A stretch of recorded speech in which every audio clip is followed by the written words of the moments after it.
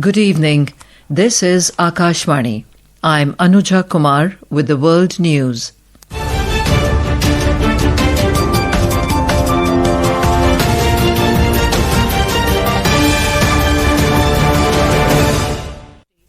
The headlines.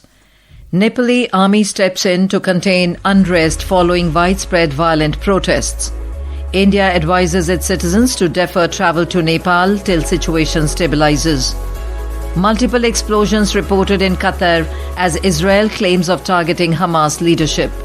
And in Asia Cup cricket, Afghanistan set a target of 189 against Hong Kong in opening match.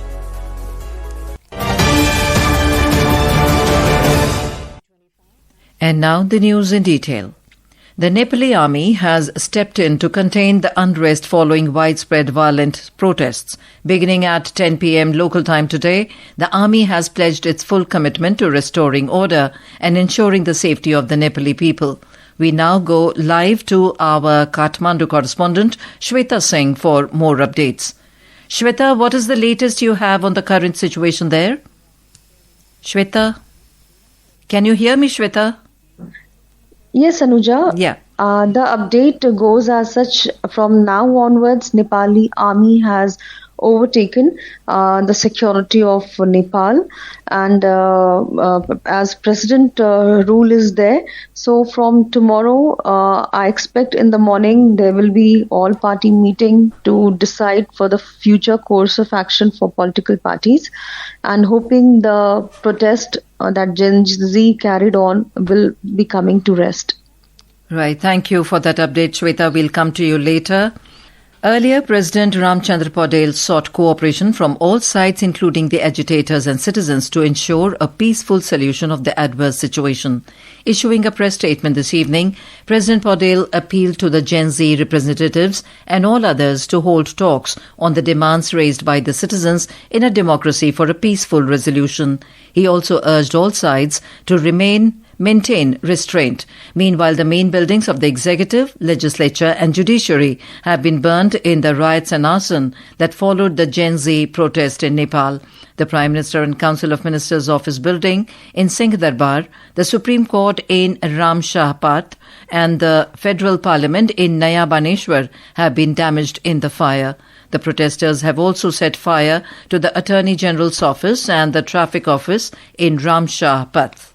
The government has advised Indian citizens to defer travel to Nepal until the situation stabilises. In an advisory, the Indian government has advised Indian citizens presently in Nepal to shelter in their current places of residence, avoid going out onto the streets and exercise all due caution. It also advised to follow local safety advisories from Nepal authorities as well as the Embassy of India in Kathmandu.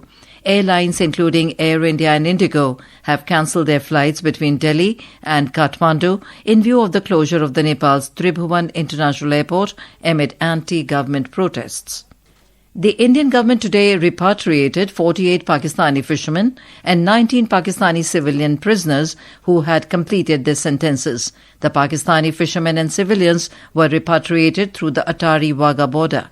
The Ministry of External Affairs in a statement said that the Indian government attaches high priority to the issue of Indian fishermen and civilian prisoners in Pakistan's custody.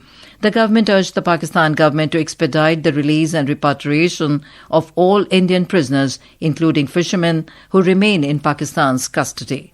India and Sri Lanka signed a Memorandum of Understanding MOU for the construction of an accident and emergency unit at the District General Hospital in Mannar, backed by a grant of 600 million Sri Lankan rupees.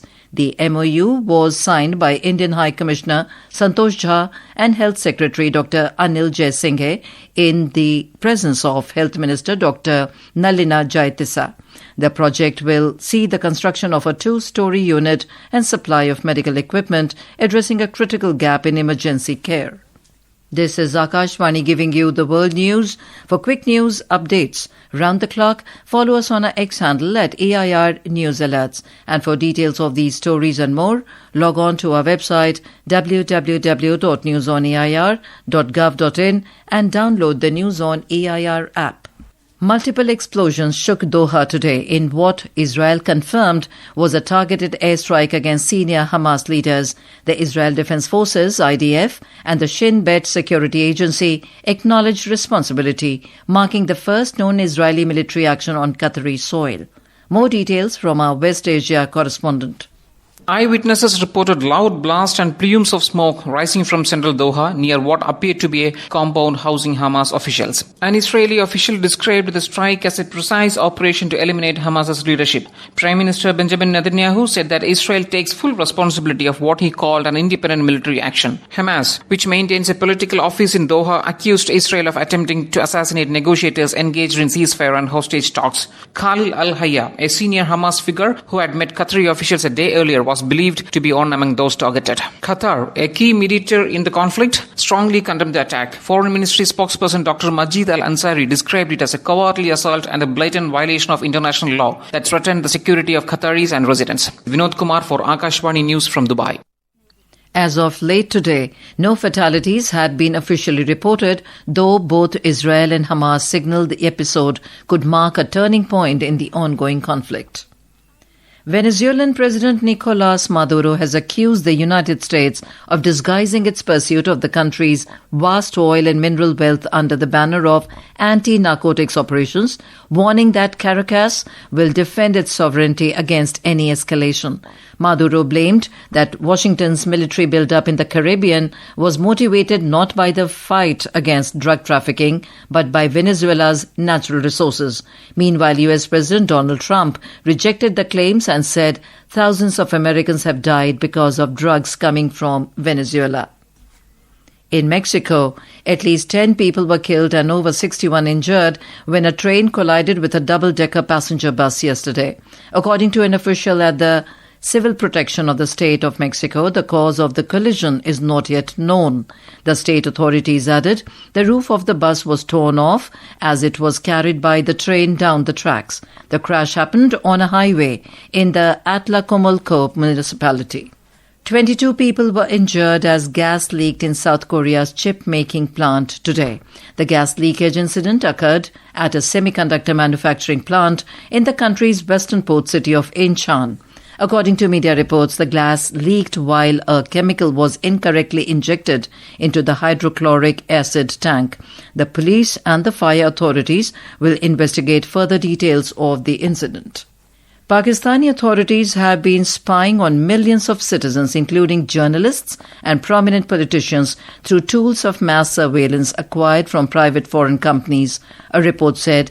The report, titled Shadows of Control, Censorship and Mass Surveillance in Pakistan, claimed that Pakistan's growing monitoring network was developed using both Chinese and Western technology. According to a report, Pakistani authorities have continued to unlawfully surveil the country's citizens, including regular citizens, journalists, as well as prominent politicians. And in sports, the 17th edition of the Asia Cup cricket tournament began today with Afghanistan setting a target of 189 runs against Hong Kong in the opening match held in Abu Dhabi. Opting to bat first, Afghanistan posted 188 for 6 in their allotted 20 overs with the help of 73-run knock by Sadiqullah Atal and a quick half-century by Azamutullah Umarzai. In reply, Hong Kong were 16 for 3 in 3 overs when reports last came in. Team India is set to begin its campaign tomorrow against hosts UAE at the Dubai International Cricket Stadium in a Group A clash. And now, before we close, here are the highlights of the bulletin. Nepali Army steps in to contain unrest following widespread violent protests. India advises its citizens to defer travel to Nepal till situation stabilises. Multiple explosions reported in Qatar as Israel claims of targeting Hamas leadership. And in Asia Cup cricket, Afghanistan set a target of 189 runs against Hong Kong in opening match. That concludes tonight's World News. For more updates, stay tuned to Akashvani. Good night.